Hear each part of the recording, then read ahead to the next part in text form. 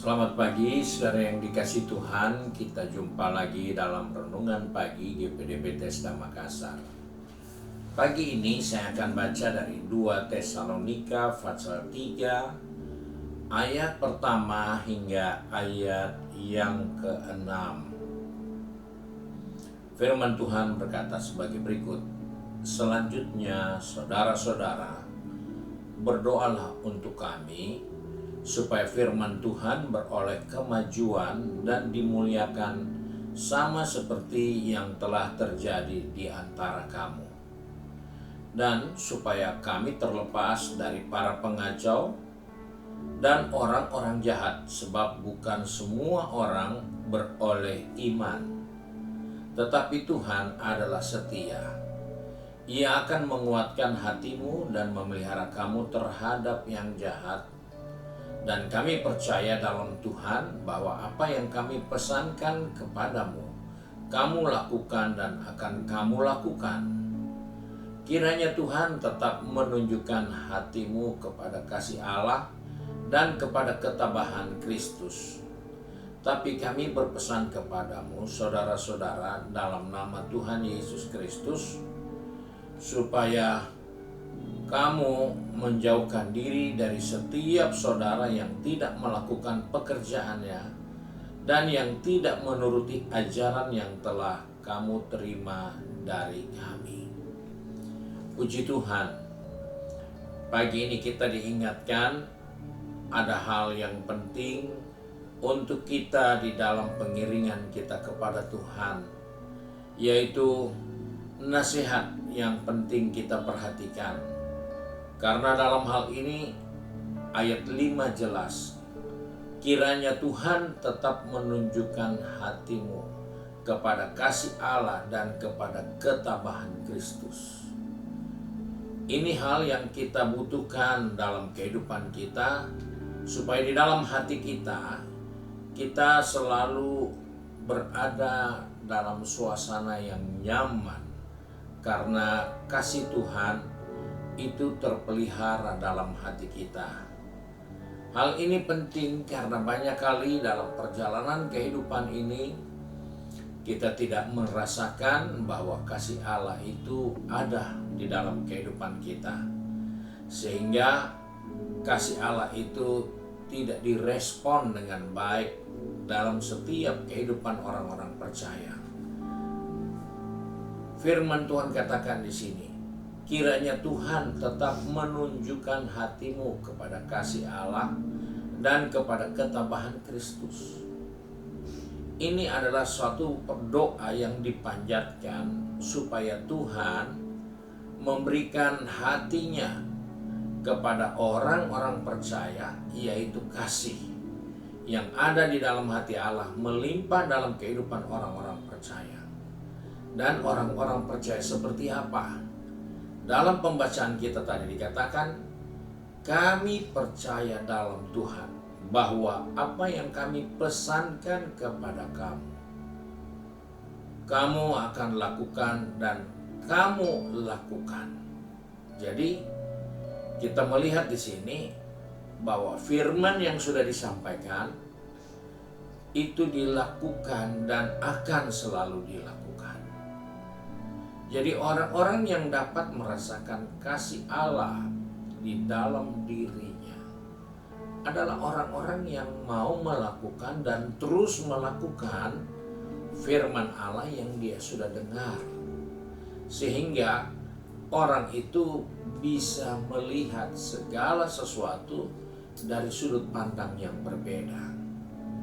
Manusia melihat hanya permukaan, tetapi Tuhan bisa melihat sampai kedalaman hati.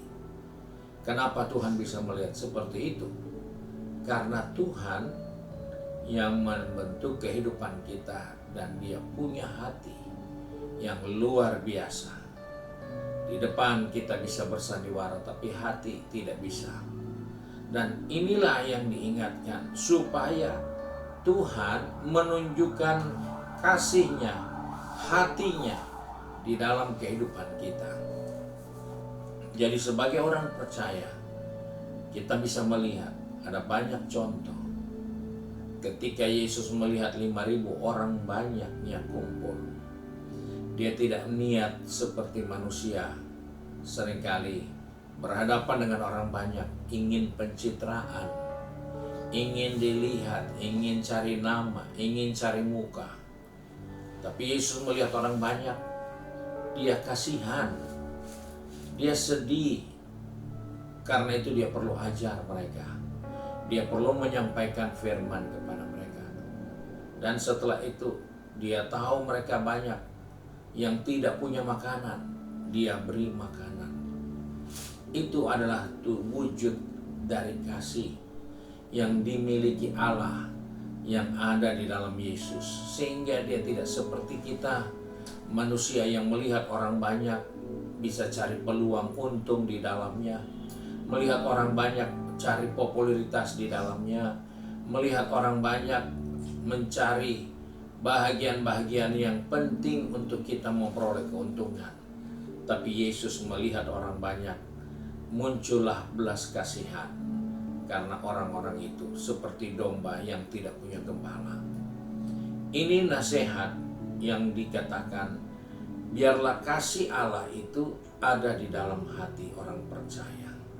Jika kita mau melakukan dan terus melakukan akan perintah Tuhan, bahkan diberikan ketabahan Kristus.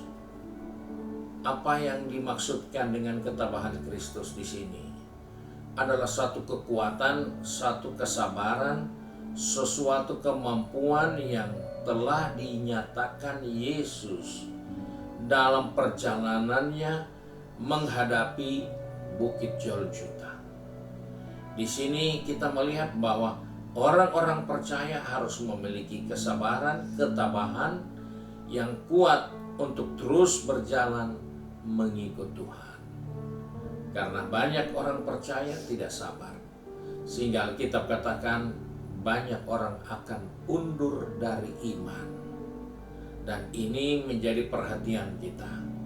Karena itu diingatkan melalui doa permohonan, kiranya Tuhan tetap menunjukkan hatimu kepada kasih Allah dan kepada ketabahan Kristus.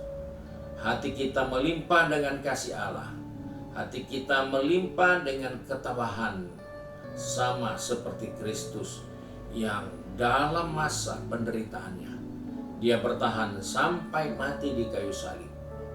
Dia menunjukkan ketabahannya atas kehendak Bapa di surga. Inilah yang menjadi penasihat buat kita, menjadi pelajaran buat kita, bahwa di dalam perjalanan kehidupan kita, kita perlu kasih Allah. Di dalam perjalanan kehidupan kita, kita perlu kekuatan untuk selalu tabah, untuk bisa bertahan terus mengiring Tuhan.